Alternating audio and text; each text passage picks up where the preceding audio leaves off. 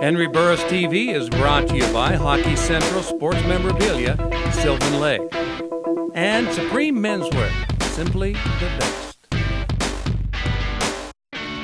The Hamilton Ticats bring their act into town on Saturday night. There are those people that believe the Hamilton Ticats and what Corey Chamberlain has been able to do with that secondary could be one of the teams to beat.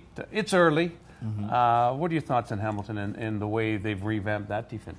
Well, of course, the dust is still settling here early on in the CFL season. We're going into week 6, and they're sitting just like us at 3-2 and looking to make that surge and make that next step to get that big win. And for them on the road against a credible team in the West, but for us, just to win at home right now. But Corey Chamberlain's done a masterful job. He's taken a lot of the teachings from Greg Marshall, which he took on in Winnipeg, and also, here with Chris Jones within our defense over the last few years here in Calgary. But he's really allowed that group to take a step. I mean, he's got some great veteran leadership, Big Hickman and Stevie Bagg Jr. up front, who's bringing the pressure off the edges. And, of course, in the linebacking core, you got Marquette Knowlton, who was the Defensive Player of the Year in the CFL, and also Jamal Johnson, who was a formidable linebacker. And guy plays with speed, plays a lot of emotions, and last thing you want to see him doing is stringing the guitar together, looking like Lawnsboro out there on the field. But they got some good young players, guys who put a lot of energy on the back end. Shivers, who played halfback for him last year, is now playing free safety. But also people who were at the game last year when we played Hamilton here. Bo Smith, who actually tore his Achilles against us last year, is probably the best ball hawk in their secondary. He's having a great season for them so far, and he's really their emotional leader, him coming off such a traumatic injury. And that defense is flying around making a lot of plays, as we saw against Montreal last week. They also have two of the biggest mouths in the CFL, Coburn and Arlen Bruce. One guy's having a great start to the season, the other guy is still searching. Talk about those two guys and what those unique personalities are like playing against. Well, the one thing about guys like that is that, they can either help their team by them having the ability to back up the things that are being said, or they can make the day a lot longer for their teammates. Sure. But those guys, amazing talents. Avon Coburn is definitely bringing a lot of leadership, winning. He knows the things that it takes to win Grey Cups, won 2 in a row with Montreal. So he brings that type of leadership, where Arlen Bruce is just a highlight reel.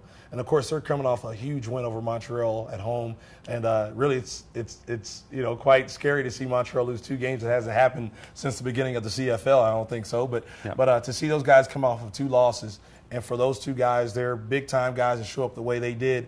And now with the emergence of Chris Williams, a rookie wide receiver who's been putting up phenomenal games here over the last few weeks, that team's definitely be reckoned with on all sides of the ball, especially with the new additions of great leaders like those guys. Stevie Baggs, when he was in Saskatchewan, always had big games against you guys, and I'm sure he's looking for that again.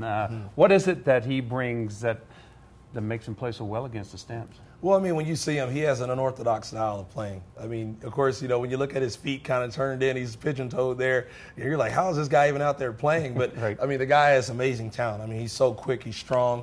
He has moves out I don't know where he gets some of these moves from. I think he's getting them out of a can of peanut butter or something. But this guy has moves from every part of the world that you have and haven't seen before.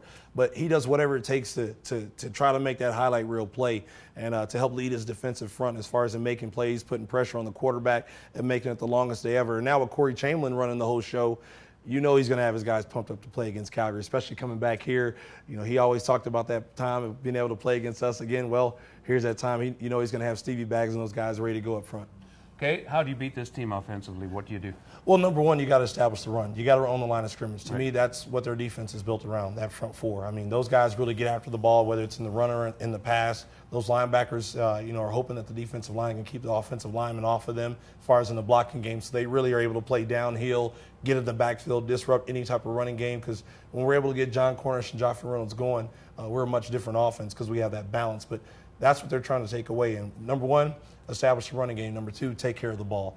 And number 3, we know that we're going to have opportunities to make some plays downfield because they like to play a lot of press man, one-on-one. It may not be a high percentage day, but you can also have opportunities to hit some big plays. But their big guts and glory, they bring the heat. They will bring it from all over the place. They'll bring safeties.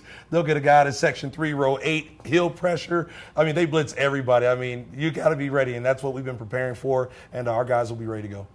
Bailey, coming in close on Henry's eyes. I mean, folks, don't adjust your sets. Don't adjust your computers. These are his contacts. I think we did a story about this 4 years ago on Stamps TV. It's X-ray vision. It's still creepy when I'm talking to you. This is X-ray vision. The only time you look like that is Stampede Week. See, I call this heterosexual X-ray vision. It's not built for men. That's good. It's built for defenses and etc. Whatever. You get out of this one. You started it, you get out.